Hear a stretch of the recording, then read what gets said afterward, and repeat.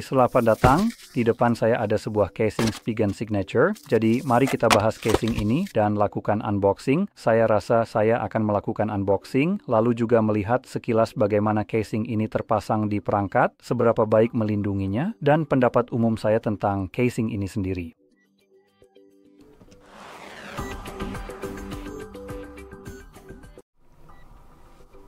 Oke, mari kita buka kotaknya.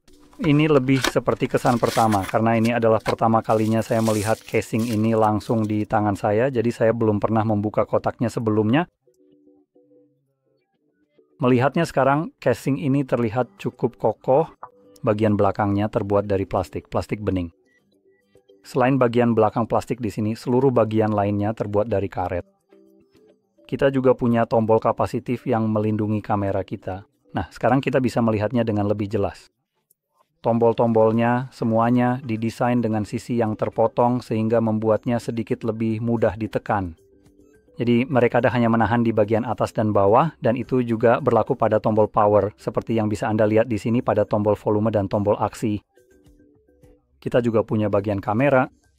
Area plato kamera tertutup sepenuhnya, hanya ada lubang untuk lensa kamera itu sendiri, serta untuk fitur seperti flash, mikrofon, dan lidar. Jadi mari kita pasang perangkat kita di sini dan lihat bagaimana casing ini pas di ponsel.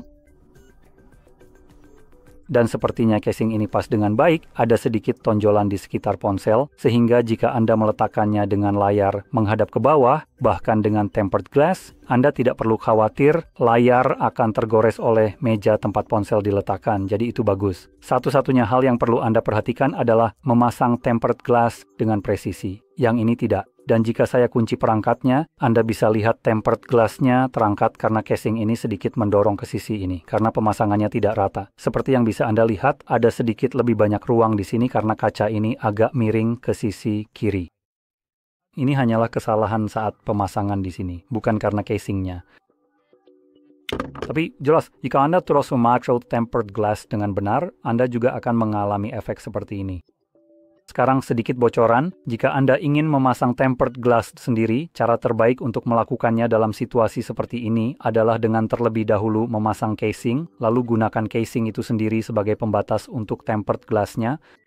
Karena saat Anda melepas dan memasangnya, tempered glass akan dipaksa untuk berada di antara casing, sehingga casing ini pada dasarnya akan berfungsi sebagai pembatas agar tempered glass terpasang dengan benar dan menghindari efek seperti ini. Sekarang, jika kita balik ke bagian belakang, karena saya ingin membahas ini, jika Anda suka melindungi lensa Anda dengan semacam pelindung lensa, ada 2 jenis yang saya tahu, sebenarnya 3 jenis yang bisa Anda gunakan. Namun, dalam kasus ini, tidak bermaksud membuat permainan kata, Anda hanya bisa menggunakan satu jenis pelindung lensa, yaitu pelindung berbentuk cakram kaca yang Anda tempelkan di atas area ini. Ada jenis lain misalnya, saya rasa saya punya satu untuk diperlihatkan di sini.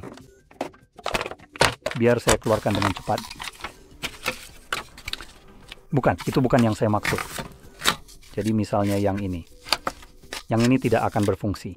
Sekarang ini untuk air, tapi Anda bisa lihat ini adalah sepotong kaca dengan lubang di sini untuk lensa. Jadi seharusnya ini akan ditempelkan di sini. Dan ada juga yang serupa untuk perangkat seperti yang satu ini. Jadi ini akan menutupi seluruh permukaan dan akan ada lubang-lubang seperti ada lubang untuk mikrofon. Ini untuk lampu kilat dan ini untuk kamera. Sekarang semuanya di sini adalah lempengan kaca. Jadi perlindungan semacam ini untuk perangkat ini tidak akan berfungsi karena jika Anda lihat kita punya bagian ini di sini. Jadi Anda tidak akan bisa memasang casing sepenuhnya karena kaca tempered yang menutupi permukaan ini akan mendorong casing ke atas. Jadi perlindungan lensa seperti ini tidak akan cocok untuk Anda dengan casing ini. Perlindungan lensa tambahan akan sangat mirip dengan yang dimiliki iPhone, atau maaf, bukan iPhone, Samsung, dengan cincin-cincin seperti ini di sini. Anda bisa mendapatkan cincin pelindung lensa seperti ini juga untuk iPhone. Ngomong-ngomong, tampilannya memang kurang bagus, tapi kalau Anda mau, silakan saja. Dan sekali lagi, ini juga tidak akan berfungsi karena ketebalannya jauh lebih besar daripada ruang yang tersedia di sekitar kamera di sini. Jadi mereka tidak akan pernah bisa menempel sepenuhnya ke lensa aslinya dan ke permukaan plato itu sendiri. Jadi itu juga tidak akan berhasil. Jadi satu-satunya pilihan Anda adalah cakram kaca bulat yang diletakkan di atas sini saja dan tidak ada pilihan lain. Dan saya rasa itu terbuat dari kaca atau bisa juga plastik, terserah Anda mau pilih yang mana. Jadi ini hanya sekadar peringatan jika Anda berencana melindungi perangkat Anda. Sekarang casingnya sendiri tampak dibuat dengan kokoh dan jelas terlihat akan melindungi perangkat Anda dengan cukup baik. Kita punya logo Spigen di sini di samping dan semuanya tampak sudah pada tempatnya. Lubang untuk grill speaker Anda sedikit miring. Anda bisa melihat bahwa speakernya sendiri posisinya sedikit lebih dekat atau casing dengan speakernya lebih ke bagian atas daripada ke bawah atau lebih tepatnya alih-alih berada di tengah, posisinya lebih dekat ke sisi atas casing. Jadi ini mungkin sedikit memengaruhi bagaimana suara speaker Anda terdengar, bagaimana suara tersebar dari sana, tapi seharusnya tidak terlalu signifikan. Dan untuk port Type-C, untuk pengisian daya, saya akan ambil kabel yang agak tebal di sini. Anda bisa lihat colokan ini benar-benar sangat besar. Sebagai perbandingan dengan colokan biasa yang mungkin sering Anda lihat, seperti yang bisa Anda lihat, ini jauh lebih tebal. Jadi colokan besar ini tidak ada masalah sama sekali. Tidak ada hambatan sama sekali. Jadi casingnya tampaknya berfungsi dengan baik. Saat Anda mencolokkannya, Anda bisa melihat sedikit saja. Ini sedikit mendorong ke bawah. Jadi saya akan coba melakukannya perlahan tanpa menggerakkan apapun. Anda bisa lihat ini hanya mendorong sedikit saja ke bawah, tapi ini benar-benar minimal dan secara umum benar-benar tidak menghalangi sama sekali. Anda bisa lihat di sini, ini sebenarnya bukan masalah. Jelas, kebanyakan orang tidak punya kabel Type-C sebesar ini, jadi seharusnya ini tidak akan pernah menjadi masalah untuk Anda. Tapi saya tetap ingin mencoba menggunakan yang paling tebal yang bisa saya temukan di sini. Jadi sepertinya tidak ada masalah. Sekarang ada satu hal lagi yang ingin saya bicarakan, yaitu case khusus ini dibandingkan dengan case Spigen lain yang sebenarnya saya punya di sini. Jadi saya punya yang ini di sini. Nah, ini dia di sisi yang berbeda. Jadi Anda mungkin sudah pernah melihat case ini. Case ini memang terlihat sangat bagus.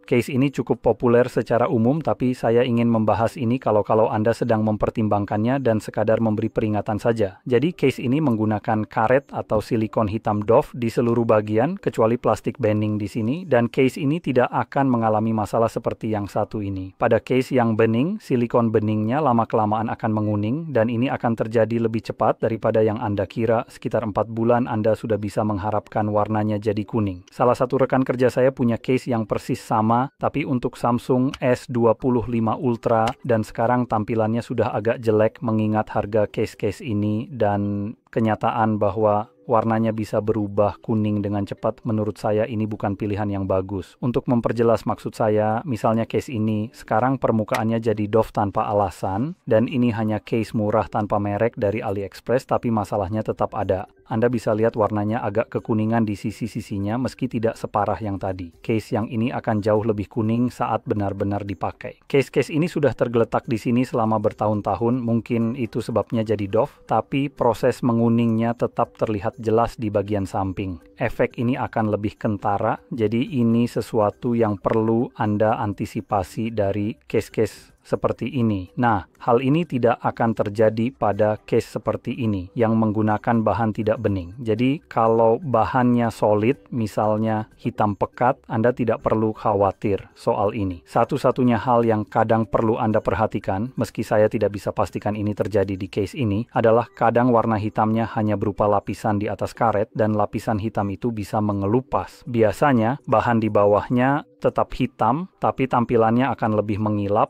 jadi Anda bisa melihat bagian yang terkelupas dan mungkin tidak terlihat menarik. Tapi ini juga sesuatu yang akan terjadi lebih lama dibandingkan silikon bening yang menguning. Jadi tetap merupakan alternatif yang lebih baik daripada silikon bening. Oke, itu saja. Semoga informasi ini sangat membantu, dan kalau iya, jangan lupa klik like, subscribe, dan terima kasih sudah menonton.